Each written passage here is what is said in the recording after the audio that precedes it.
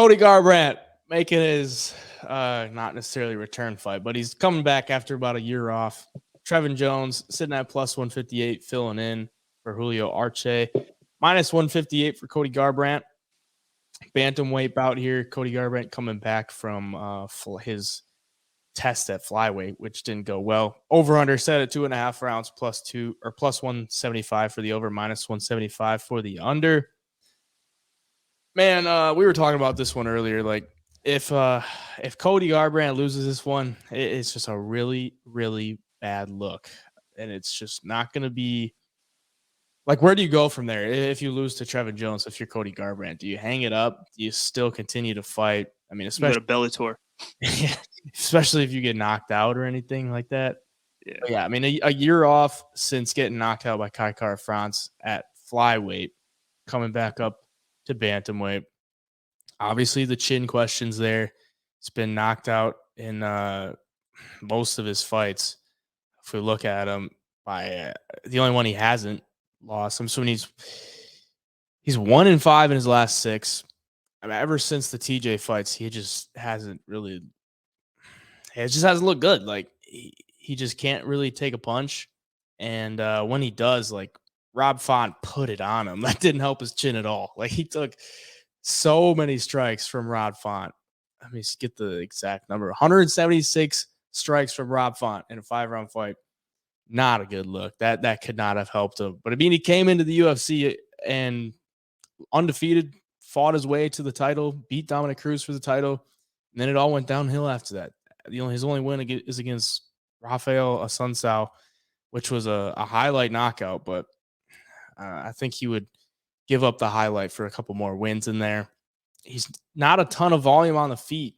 That's kind of a thing that everybody knows, but he usually makes them count. Negative strike differential for him. Pretty good takedown defense, though. And in this fight, I think he needs to mix in his own takedowns, because for Trevin Jones, he's low volume as well. I mean, we could go this fight and you could probably land like 40 strikes total between the two of them, 30, 40. I could see that happen.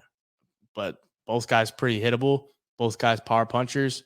Trevin Jones, southpaw.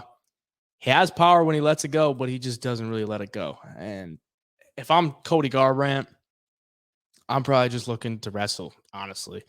Like in Trevin Jones's last fight against Barcelos, he got wrestled out, gave up 2 takedowns in the fight, but gave up 7 minutes of control time. And Barcelos just put the work on him. For Trevin Jones, I will say he's never taken an easy fight. All of his 5 fights in the UFC have been relatively good competition. Came into the UFC against Timur Valiev, almost got knocked out in the first round, and then ends up knocking him out in the second round, and then it gets overturned to a no contest. I think Trevin Jones popped for something, some kind of substance, and then comes back in the second fight, knocks out Mario Batista. That's a good win. That ages pretty well. And then 3 straight losses to Kakramanov, which he was winning that fight until he got subbed in the third round. Loses to Basharat. Basharat's a beast. And then loses to Barcelos. So really has not fought anybody easy. I just I can't bet on Trevin Jones. I just can't do it. And if Cody Garbrandt loses this fight, I don't even know what to say. Like, I'm surprised by the price at minus 158 for a guy that was a world champion, just a handful of years ago. And now he's fighting a guy who's 1-4 in the UFC, or 1-3 in the UFC. And he's only a minus 158 favorite. Like, chin or not, like, I kind of have to take that. I'm sorry, but I just kind of have to take it. So, yeah, I'm going to take Cody Garbrandt. Wow. Yeah, it's kind of like there's 2 sides to it, right? Because like Cody Garbrandt against Dominic Cruz might have had the best title performance of all time. I mean, what he did to Dominic Cruz 6-7 years ago was one of the most impressive fights and one of my favorite fights to go back and watch. Favorite performances, because he looked so sharp on the feet. The head movement was there. And then it's like the weight of the TJ fight just kind of took over and just drained him. And, his fight IQ kind of went out the door when he was fighting a guy like that. But even, in that fight, he showed glimpses in both fights. He showed glimpses of that old Cody Garbrandt who went in there and outstruck Dominic Cruz, out wrestled him, outdid everything. So it's like, what Cody's going to show up, because he's been knocked out so many times. You got to feel like he might be a little concerned to get hit, and maybe he's a little hesitant.